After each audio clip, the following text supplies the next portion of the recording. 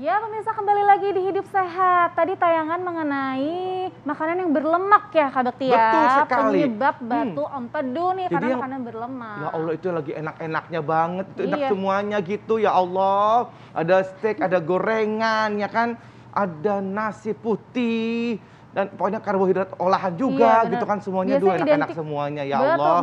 biasanya makanan enak itu identik dengan salah satunya adalah lemak ya kan Kak? Iya, betul. Entah itu gorengan Kak atau yang lain-lain. Nah, apakah betul itu adalah penyebab dari batu empedu? Mhm. Sekarang kita akan berbincang dengan Dr. Firly Nanda, spesialis penyakit dalam. Selamat pagi dokter. Selamat pagi, Dok. Selamat pagi Dr. Sasha, selamat pagi Kak Waduh, ini kita Bekti. bahas makanan favorit aku nih Dok ya. Favorit kita semua. Ya, kita semua juga sih, benar juga ya. Fakta mitos pertama, Oke, makan makanan berlemak itu adalah faktor utama penyebab yang namanya penyakit batu empedu. Fakta atau mitos? Fakta deh, iya fakta. Kenapa tuh betul. Dok? Jadi memang tadi kayaknya di VT juga udah disampaikan, memang jadi si cairan empedu ini ada kan sebenarnya fungsi utamanya itu kan memang kalau kita makan makanan yang berlemak, dia akan menghancurkan gitu ya. Jadi dia akan memetabolisme si lemak tersebut. Nah, jadi kalau kita bayangkan kalau lemaknya terus-terusan berlebihan dikonsumsi sehingga akan menyebabkan si cairan empedu tadi tuh bereaksinya berlebihan nih, sehingga bisa menyebabkan penumpukan. Jadi itu proses dari si cairan empedu dan lemak yang di metabolisme tersebut akan menumpuk di kantong empedu, sehingga itu yang menyebabkan muncul terjadinya batu. Ini Walaupun sebagai- ada beberapa mekanisme yang lain ya, tapi itu mekanisme utamanya. Aku sebagai orang awam ini, kalau sebenarnya empedu itu tuh untuk apa sih Dok? Empedu itu kalau kantung empedunya dia adalah untuk menyimpan gitu sebagai wadah cairan empedu yang diproduksi dari hati, disimpan di situ sampai nanti kalau kita ada makanan yang berlemak maka akan dilepaskanlah cairan empedu yang disimpan gitu. untuk memetabolisme si lemak-lemak tersebut. Itu fungsinya. Gitu. Jadi Nah, memang kalau ada kaitannya berlebihan dengan lemak ya dokter ya. Betul. Iya, kalau lemaknya berlebihan, maka nanti dia akan jadi jadi batunya itu jadi dari si cairan empedunya kan akan bekerja berlebihan tuh, jadi akan terbentuk penumpukan yang berlebihan di si kantong empedu, sehingga yang penumpukan berlebihan itu yang proses atau hasil dari metabolisme tersebut yang akan menumpuk di situ dan menyebabkan terjadinya batu kolesterol di kantong empedu. Kalau udah ada batu nih dok, Ya. biasanya itu yang terasa katanya ada rasa mual dan ingin muntah, sakit nyeri di hati. Nah itu fakta atau mitos dok? Itu bisa dibilang fakta juga, karena memang keluhannya itu beragam. Jadi batu empedu yang ada di kantong empedu itu bisa mulai dari tidak bergejala sama sekali gitu. Biasanya baru ketahuan dari medical check up nih, pas USG loh kok ada batu tapi tidak terasa apa-apa. Nah sampai gejala yang muncul itu adalah mulai dari nyeri. Sebenarnya terutama nyerinya di perut kanan atas kanan atas, di mana letak kantong empedu ada di situ. Tapi bisa sampai menyebabkan mual, bisa sampai menyebabkan muntah. Jadi nyerinya bisa menjalar sampai ke ulu hati, bahkan ke punggung belakang, bahkan sampai ke bahu. Nah itu apa hubungannya Dok? Kok pakai bahu-bahu segala? Apa hubungannya Dok? Kan Jadi- perut ini Dok. Iya betul. Jadi Kak Bekti kalau di tubuh kita ini nyeri itu bisa disalurkan, Ya, bisa karena ada saraf-saraf yang terhubung dari di satu titik nyeri, misalkan di sini atau di sini atau bahkan di yang kita suka tahu usus buntu nih gitu. Tapi di daerah situ tuh nyeri bisa disebarkan Kak Bekti. Jadi kalau misalnya kayak nyeri dada, jantung bisa sampai ke belakang ke sini karena ada saraf-saraf yang terlibat, ada pembuluh darah yang terlibat sehingga bisa menyebabkan nyeri yang disebarkan atau diluaskan. Baik. Tapi bener nggak sih cuman gara-gara makan berlemak doang Dok itu buat jadi batu empedu? Ya, tidak selalu ya, Kak Bekti. Jadi memang ada beberapa faktor resiko lain yang bisa menyebabkan munculnya batu empedu. Nah, kalau dari studi dan dari penelitian-penelitian yang ada, yang beresiko adalah satu perempuan. Terus perempuan dalam masa usia subur. Kemudian usia di atas 40 tahun.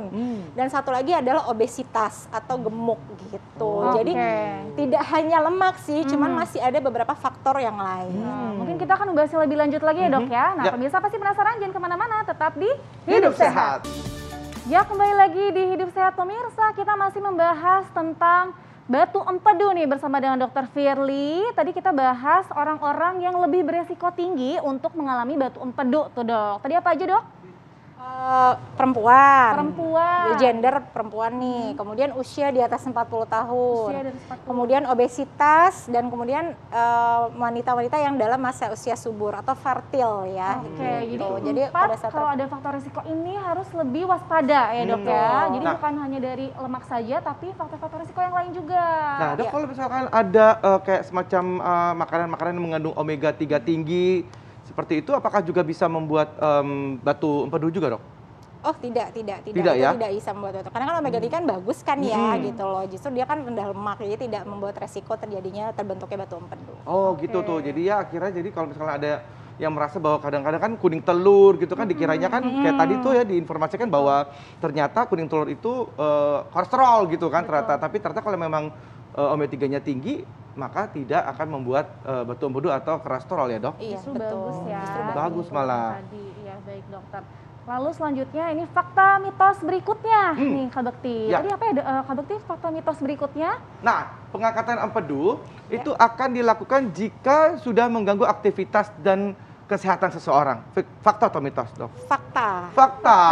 Fakta, betul sekali. Karena memang tadi kan saya udah sampaikan juga kalau batu empedu itu sebenarnya bisa nggak ada gejala ya gitu loh. Jadi bisa ada tapi tidak menimbulkan gejala apa-apa. Jadi kalau memang si batu empedu itu ada dan tidak menimbulkan gejala ya udah diemin aja. Cuman harus waspada gitu. Berarti jangan lagi mengkonsumsi makanan-makanan yang berkolesterol tinggi gitu, mengurangi berat badan dan sebagainya.